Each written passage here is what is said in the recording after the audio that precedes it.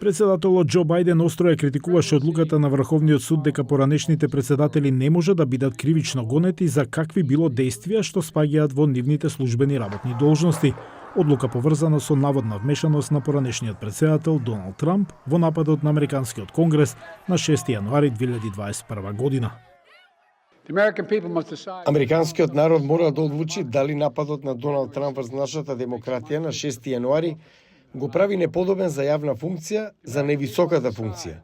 Американскиот народ мора да одлучи дали прифаќањето на насилството на Трамп за да ја зачува неговата моќ е прифатливо. Поранешниот председател реагираше на одлуката на Врховниот суд на неговата веб страница со споделување на објава на социјалните мрежи, за која се верува дека е неговата платформа Truth Social, во која се вели: Врховниот суд целосно ги отфрли повеќето од обвиненијата против мене. Џо Бајден сега треба да ги отфрли своите кучиња. Нашата земја сега треба повторно да биде фокусирана на големината. Врховниот суд не го отфрли актуелниот случај за мешање во изборите против Трамп. Тој е обвинет дека се обидел да ги поништи председателските избори во САД во 2020 година, на кои победи Бајден.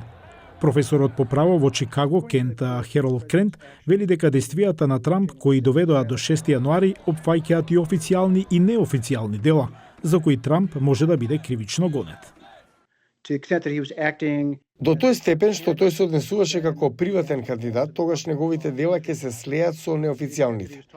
Но до тој степен до кој тој разговараше со подпредседателот за тоа што треба да направи во Сенатот, до степен до кој разговараше со одделот за правда за тоа дали имало или не измами во гласањето, тогаш тој действуваше во службено својство. Настаните од 6 јануари беа спомнати само накратко за време на председателската дебата во четвртокот на 27 јуни, но бунтот би можел да биде главен проблем за кампањата ако кампањата на Бајден го притисне ова прашање, вели професорот за политички науки на Универзитетот Џорџ Мејсон Дејвид Рамадан. Затоа го ставам акцентот на кампањата на Бајден за да се потсетат независните гласачи. Тоа е огромен проблем за нив. Ако не се потсетат на тоа, поминаат 3 години, луѓето почнуваат да забораваат и да се грижат за други работи.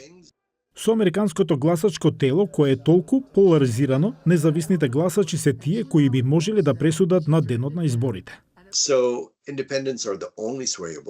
Независните гласачи се единствените кои гласаат или за едните или за другите. Тие ќе бидат одлучувачи. Жените се наврват на тој подвижен дел од електоратот, младите гласачи исто така, но тие не се сигурни гласачи. Случајот околу мешањето во изборите против Трамп веројатно продолжува во понизок суд, кој ќе донесе клучни одлуки за соодветните обвиненија во светлината на пресудата на Врховниот суд. Експертите велат дека е малку веројатно судење пред денот на изборите. Ова апсолутно ги одложува правните постапки, ако тоа беше целта на таборот на председателот Трамп, тогаш тоа беше постигнато. Тоа и препушта на кампањата на Бајден да одлучи дали 6 јануари ќе биде централно прашање на кампањата.